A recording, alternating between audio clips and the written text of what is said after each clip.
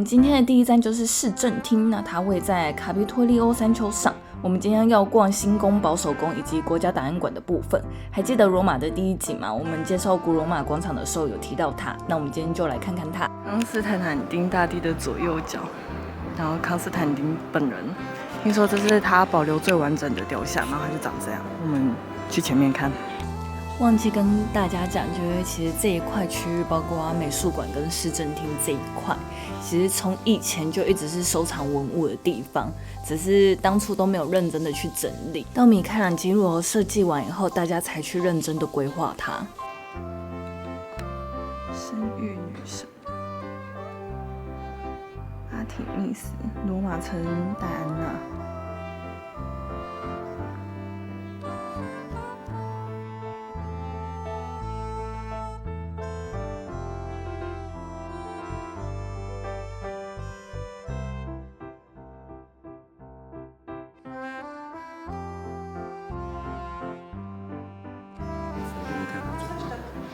嘴巴张大是，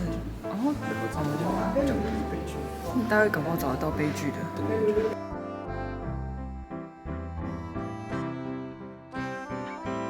市政厅是罗马国家档案馆的废墟改建，在古罗马广场的方向，你可以看到以前的地基。1538年的时候，教宗保禄3世法尔内塞决定重建，因此委托了米开朗基罗重新设计。这些地板上的马赛克拼贴都是真迹哦。我们竟然在这边看到了瑞典女王 Christina， 她当初拜访罗马的时候，人家为她建立的一个算是纪念碑吗？反正就是欢迎她的到来。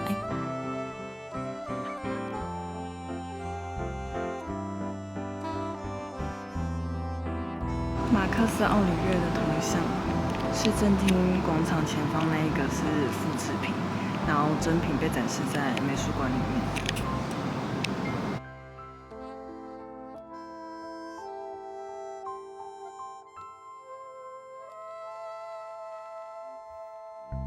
那是什么？国家档案馆里面。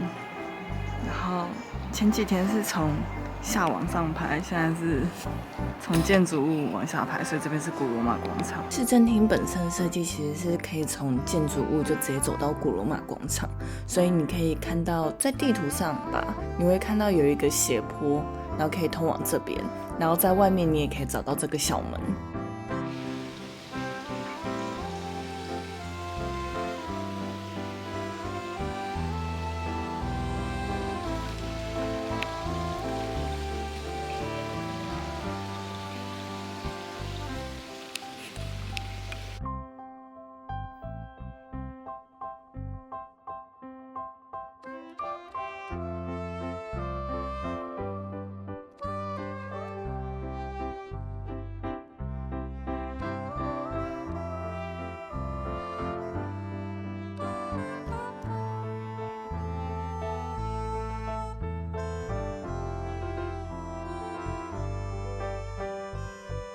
这边还有好多卖宗教衣服的店。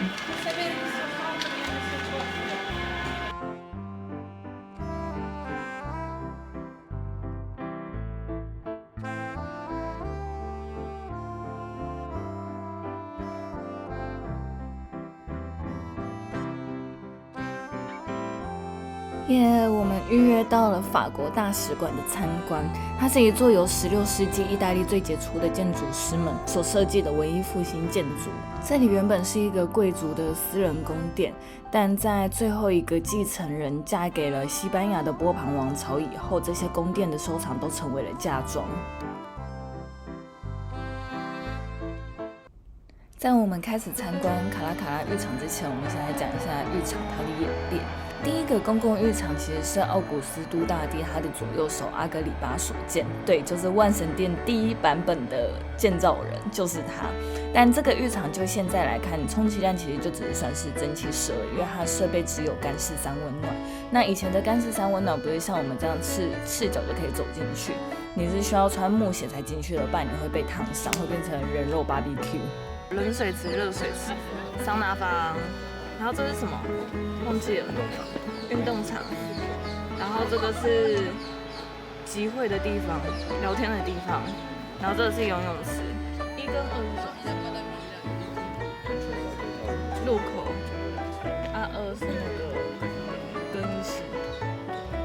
更衣室会配2个奴隶帮你看管你的那个随身物品，因为常常会有小偷进去。一个竞技场，然后是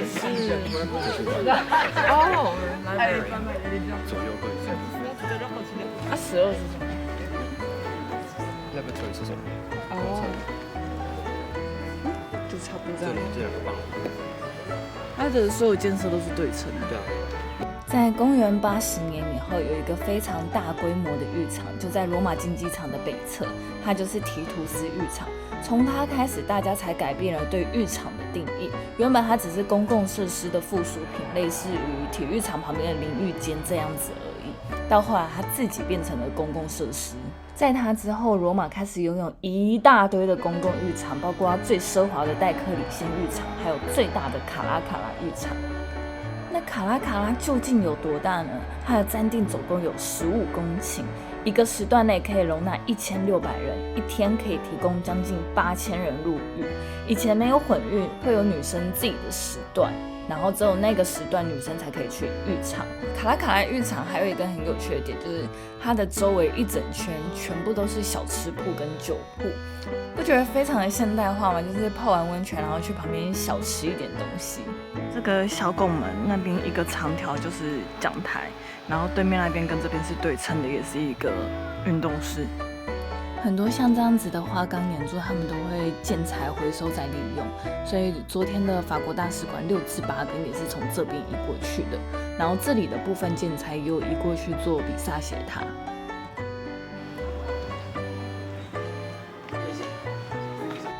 这是一个拥有奥林匹克规模的 swimming pool。来游泳池的阶梯，然后其实水是很浅，大概到我的腰而已。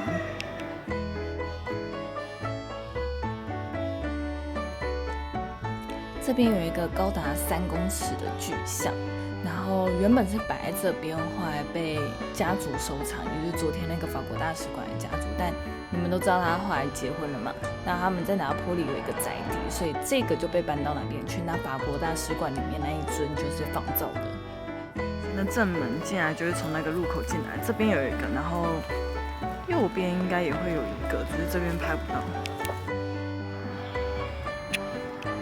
他们有个排水孔。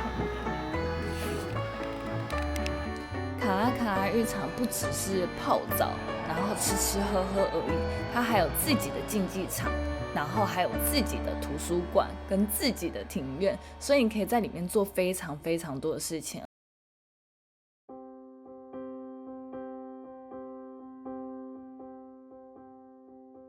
这个就是哈德良大帝的陵寝，后来又更改名字为圣天使堡。它原本是哈德良大帝自己在建造自己的陵寝，但莫名其妙的却成了历代皇帝的陵寝，直到卡拉结束。在公元5世纪的时候，还陆续作为要塞、监狱跟罗马教皇的避难所，所以后来保存的状态非常好，就是因为持续都有在做使用。